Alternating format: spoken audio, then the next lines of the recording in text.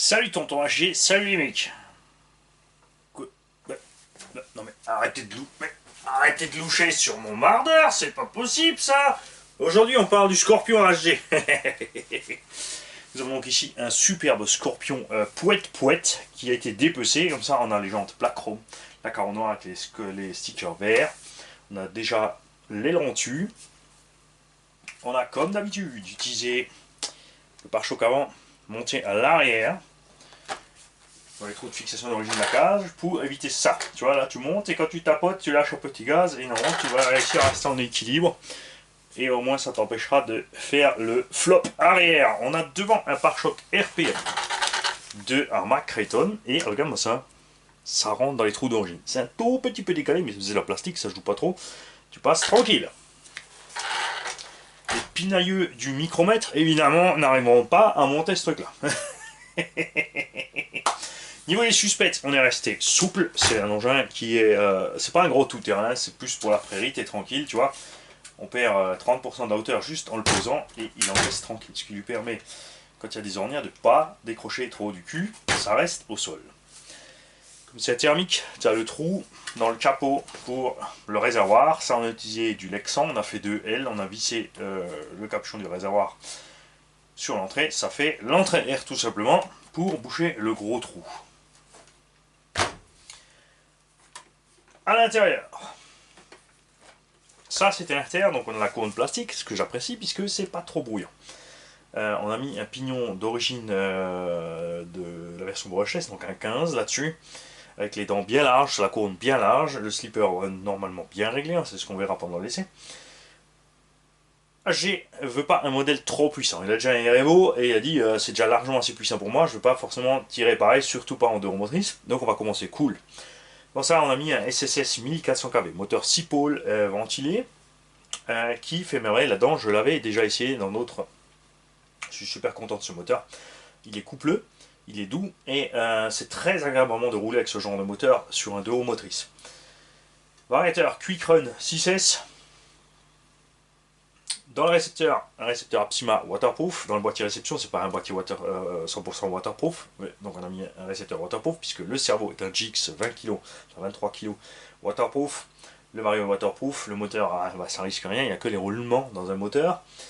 Évidemment, moteur ventilé, ça peut faire peur, mais non. Puisque quand il tourne, il crée de la pression, il repousse l'air vers l'avant et vers l'arrière, vers ses sorties. Ce qui fait donc que la poussière n'entre pas. J'ai essayé un moteur ventilé dans un gros tout-terrain comme le MT 1.5 qui est là-bas, dans la gadoue et tout ce que tu veux. J'ai eu absolument aucun souci. L'avantage aussi, c'est que non, là tout est fermé. On a une arrivée d'air ici sur le côté, mais ça ne fait pas tout. D'ailleurs, elle est montée à l'envers. On ira la retourner celle-là après, puisque c'est censé prendre l'air là pour la souffler sur le cul du moteur. Pour les lipos, comme c'était un poète-poète, ça a deux solutions. Soit tu achètes le bac lipo, que je trouve con, parce qu'on a une méga place et on a un micro-bac. Tout comme la platine d'origine qui prend de la place en arrière ici, alors que nous on a utilisé de l'ABS qu'on a chauffé tranquillement, on a fait un angle, on a monté dans les fixations d'origine, on est un ras à l'arrière du cerveau, on a une bonne surface d'appui pour les lipos. À l'arrière, on a de la mousse pour caler en distance, donc tu peux avancer ou reculer tes lipos. Tu peux soit les écarter comme ça, soit les mettre ensemble, soit les coucher. Ces deux-là, par contre, les Gens Bashing 3S, par exemple, rentrent côte à côte, à plat sur le châssis, c'est pas un problème. Pour le fixer, 3 velcro, ça en est tranquille, au mieux 3 que 2. C'est comme les boules, les velcro. Hein. Il faut mieux en avoir une de trop qu'une en moins. Tu peux évidemment fixer tes velcro plus bas si tu les couches, tu peux mettre de la mousse dessus, de la mousse dessous, tu peux faire ce que tu veux, tu as la place pour mettre 4 lipo 3S là-dedans, tu peux partir en 12 si tu as envie de te faire un Scorpion 12S, c'est pas un problème. Alors on va faire ça avec un moteur de 500 kV et le machin est parti 2 heures. Ça c'est ce qui me plaît, à l'électro. Donc là tu peux faire comme tu veux, tu recevoir un petit paquet de mousse avec, j'avais encore une petite tourelle en rab, donc tu auras aussi une tourelle en rab, même si c'est là est nickel, ce machin c'est pas retourné encore. Ou alors doucement. Non, il n'a jamais été retourné. Donc au niveau du châssis, il n'y a aucune modification, pas de trou en plus sur le machin. Il y a des trous qui sont libres forcément puisqu'il manque des éléments. Le châssis est un petit peu frotté à l'arrière puisqu'il était réglé beaucoup plus bas avant. Mais là, ça devrait le faire. Donc moi, j'ai vidé une petite Apsima dessus puisque le récepteur est déjà dedans. Donc quand tu récupéreras la voiture, ton HG, il faudra que tu fasses le neutre de ta direction. Ça, c'est une chose. C'est pour ça que je l'ai fait avec une radio Optima. Comme ça, normalement, déjà, ça devrait coller, point de vue réglage de la corne. Tu n'auras pas besoin de décaler ta corne ou de changer la longueur de la birette. En toute théorie, tu devrais être au même endroit.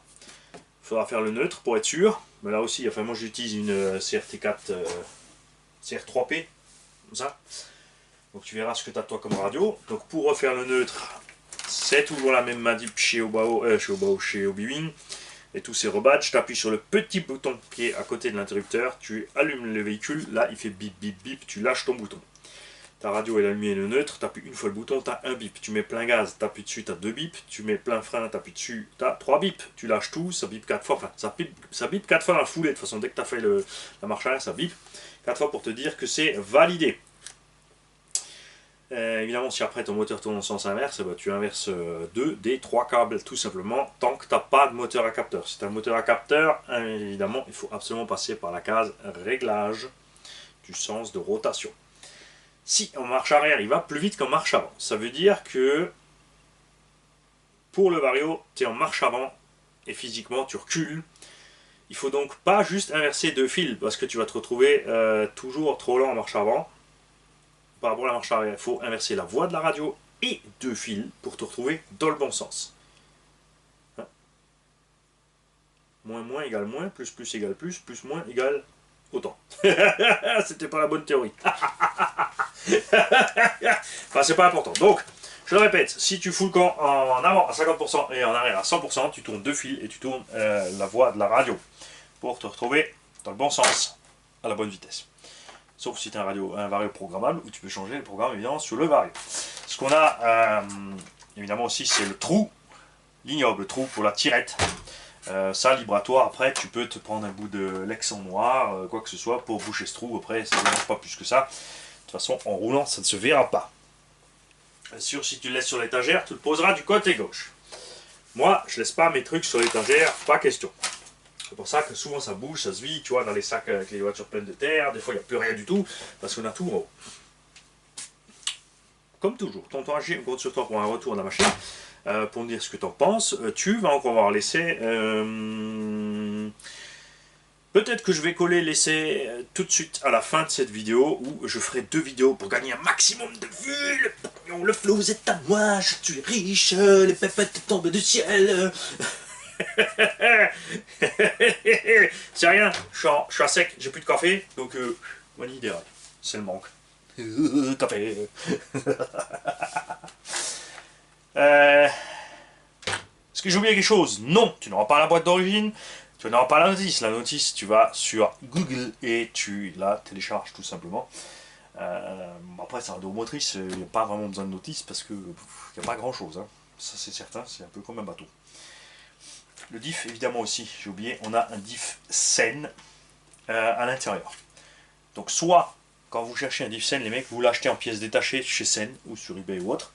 Donc, il vous faut le carter de diff, il vous faut le set de pignon diff, il vous faut les noix. Donc, les noix, tu peux prendre des GS 0,96, je crois que c'est 0,96 ou 296, je ne sais plus, qui sont les noix courtes de l'ancien GSTE et l'ancien Colossus, enfin la version courte des anciennes machines. À cause de la profondeur des noix. L'axe et la sphère peuvent aller, surtout l'axe en fait peut aller plus loin dans ces noix à l'arrière. Ça c'est l'idéal. Mais c'est aussi beaucoup plus cher. Soit tu tombes sur un diff complet encore livré dans un bulkhead, tu démontes ce qu'il te faut. Soit tu prends évidemment Sen Reaper ou Colossus XT, c'est-à-dire la version longue qui a les noix longues. Et là tu récupères donc du diff Scorpion, tout ce qu'il te faut, c'est la couronne. Tout le reste, c'est récupérer du diff Sen. Et il faut, par contre, voilà, tu verras rien, c'est malin. Tu verras pas. Mais il faut entailler les noix en profondeur. Tu as l'empreinte pour mettre l'axe dedans, qui va, dans les débattements de suspension, buter au fond. Il faut donc entailler plus loin. La noix le permet largement, il y a largement assez de matos, puisqu'elle a été rallongée par rapport à l'ancienne. Ils ont rallongé la noix, et ils ont déporté aussi la butée finale. Donc il suffit de rentailler la noix pour regagner ce qui te manque. On parle de 2 mm au-dessus en dessous pour permettre au cardan de circuler librement dans la noix sans buter au fond de cette gorge pour ne rien abîmer du tout. Et c'est tout, c'est prêt.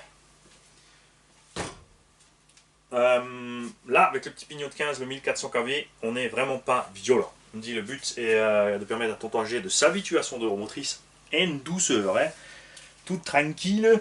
Va pas faire le fada avec cette machine. Hein.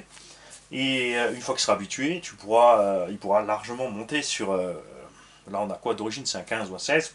Donc tu pourras monter tranquille à 20 sans problème. Ensuite, tu pourras aussi tranquillement, le moteur le permet, c'est pour ça que j'ai mis ce moteur aussi, c'est l'autre raison. Si jamais on te prend le démon, tu peux y coller un Max 6 Obi-Wan. La platine de montage, on l'a prévu en conséquence. Tu as juste à enlever ton Quick Run et à visser le Max 6 dessus. Il faudra faire évidemment les bons câbles d'alimentation pour le moteur. Le Max 6 a des cosses. Tu partiras sur des cosses en boulette 6 mm et le moteur lui est en boulette 4, 5 ou 5 mm. Mais les câbles sont fournis. Tout ce qu'il faudra, c'est les cosses. Au pire, c'est pas un problème, on te les soude, on te les envoie. Si tu veux passer en 8, et il y a toute la place du monde pour placer les vitesses là-dedans. Si tu veux faire des championnats d'enduro, 2 6S en parallèle ou 2 x 3S en parallèle, plus 2 x 3S en parallèle, le tout en série pour se retrouver en 6S 10 000 ou ce que tu veux. Et là, l'autonomie, le machin ne s'arrêtera pas. Alors, on va voir l'essai si je ne me suis pas trompé dans mes calculs. Moi, j'ai ciblé un petit 60. Possible que je m'ai trompé. Et on va quand même vite le faire démarrer. Voilà. Quand tu as tout bien réglé sur ton entre-dents et ta motorisation, le bruit ça donne ça. Tu vois, tout cool. Donc le Dipsen, ça c'est pareil.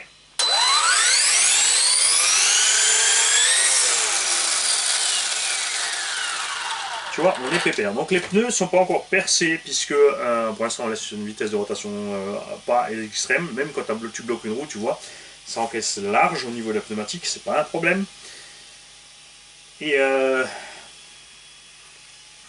le test est nécessaire évidemment. C'est vrai que c'est sympa de monter la voiture tout propre et de tout faire et de l'emballer. Mais comme c'est une adaptation qu'on fait avec le Dipsen par rapport à la couronne Kyosho, on usine le bout du diff pour rentrer dans la cloche de la couronne, il est impératif de faire un essai pour être sûr que tout tienne bien et que tout soit bien calé. Sinon, c'est très vite le mimi, le rara, la mémerde. Ici, on est content, franchement, ce Dipsen, comme on l'a reçu livré, on a fait l'essai, donc on a tout monté ensemble. Avant de mettre l'huile, on a testé si tout était bon. Il était déjà super soyeux, donc tu as de la 10 000 à l'arrière dans ce diff. Pourquoi je mets toujours de l'huile fluide? Alors attention, il y en a qui vont dire, oh, 10 000 c'est de l'huile épaisse, c'est pas de l'huile fluide. Si, c'est de l'huile fluide quand tu as un gros méchant diff avec des grosses méchantes dents, comme c'est le cas d'un diff Sen. Les satellites et les planétaires ont des grosses dents, donc de la 10 000 dans un diff Sen, un huitième, c'est comme de la 1000 ou de la 2000 dans un petit diff, un dixième pignon plastique. C'est hyper détendu, c'est important, pourquoi? Parce qu'en dehors motrice, plus tu durcis l'arrière, plus tu vas drifter. Le but, c'est que tonton AG ait le contrôle de son véhicule facile. Et vous voyez, il n'a pas opté pour un AVC quand même. Il va nous rouler ça comme ça, tout cool. Et quand il se prendra au jeu, je suis certain qu'il va faire aller cet engin plus vite. Donc moi, il est déjà prêt. Je vais débrancher. Ne laissez jamais votre batterie branchée, véhicule posé. Les condos finissent par vider les batteries. Il y a de la perte de courant quand ça reste branché. Il y a des varios où ça va. Il y en a où ça va pas du tout. La carreau c'est pareil. D'origine ils ont prévu la carreau à l'extérieur. Je te conseille de la rentrer. C'est peut-être un tout petit peu moins esthétique, mais le fait qu'elle reste bien fermée, ça évite qu'elle se fasse massacrer, même si c'est une propulsion, donc les roues avant ne vont pas projeter grand chose sur les roues. C'est quand même vite le bas de la carreau qui est vite massacré, la saleté qui rentre et tout ça, tout ça, tout ça. Bon, la vidéo a été assez longue, je n'ai pas besoin de mettre l'essai derrière, ce qui fait que je serai obligé de faire un essai d'un pack complet. Pour que la vidéo soit assez longue.